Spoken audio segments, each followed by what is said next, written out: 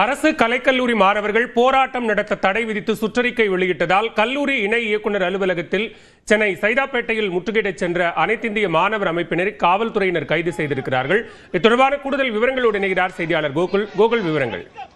கல்லூரி கல்வி இயக்கத்தை திடீரென அனைத்திந்திய பெருமன்ற மாணவர்கள் இயக்கத்தை சேர்ந்தவர்கள் முற்றுகையிட்டாங்க. குறிப்பாக கம்யூனிஸ்ட் கட்சிகள், காக்ரோச் அமைப்பை சேர்ந்தவர்கள் கல்லூரியில போராட்டத்தில் ஈடுபட்டு தடுக்கும் வகையில நேற்று தினம் கல்லூரி கல்வி இயக்கத்தின் சார்பாக ஒரு சுற்றறிக்கையானது வெளியிடப்பட்டது. அந்த சுற்றறிக்கையில மாணவர்களுடைய போராட்டத்தை கண்காணிக்க வேண்டும், அதை தடுப்பதற்கு ஒரு கூட்டு நடவடிக்கை குழு அமைக்க வேண்டும் என்ற ஒரு சுற்றறிக்கையானது அமைக்கப்பட்டது.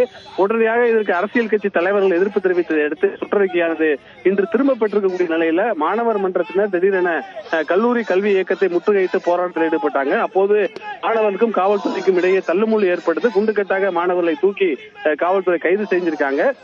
மாணவர்கள் திடீரென கல்லூரி அந்த கேட்டை ஏறி குதித்து உள்ளே சென்று முற்றுகையிடுவதற்கான முயற்சியில் ஈடுபட்டாங்க. காவல்துறை தடுத்து நிறுத்தி அவர்களை கைது செய்யக்கூடிய காட்சிகளை பார்க்க முடிந்தது.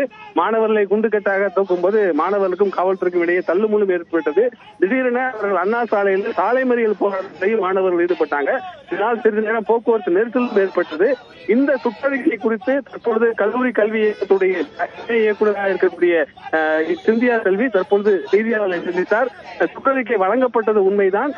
ஒழுங்கு நடவடிக்கைக்காக மாணவர்களிடையே ஒரு ஒழுக்கத்தை இது கொண்டதற்காக ஒழுங்கு நடவடிக்கைக்காக இந்த மாதிரியான சுற்றறிக்கையை திரும்ப பெற்றதாகவும், ஆனால் தற்பொழுது அந்த சுற்றறிக்கையை திரும்ப பெற்றிருப்பதாக அவர் தெரிவித்திருக்கார். சுற்றறிக்கை வழங்கப்பட்டதற்கான காரணத்தை தெரிவிக்கும் போது மாணவர்களுடைய ஒழுக்கத்திற்காக இந்த சுற்றறிக்கை வழங்கப்பட்டதாகவும் தற்போது திரும்ப பெற்றிருப்பதாக ஒரு விளக்கத்தை தெரிவித்திருக்கார்.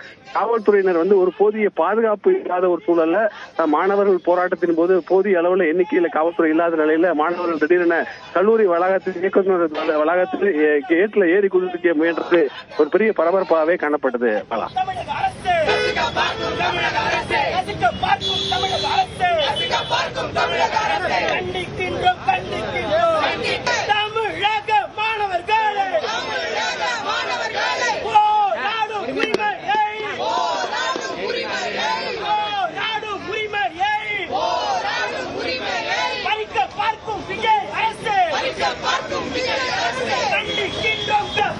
கைகூலி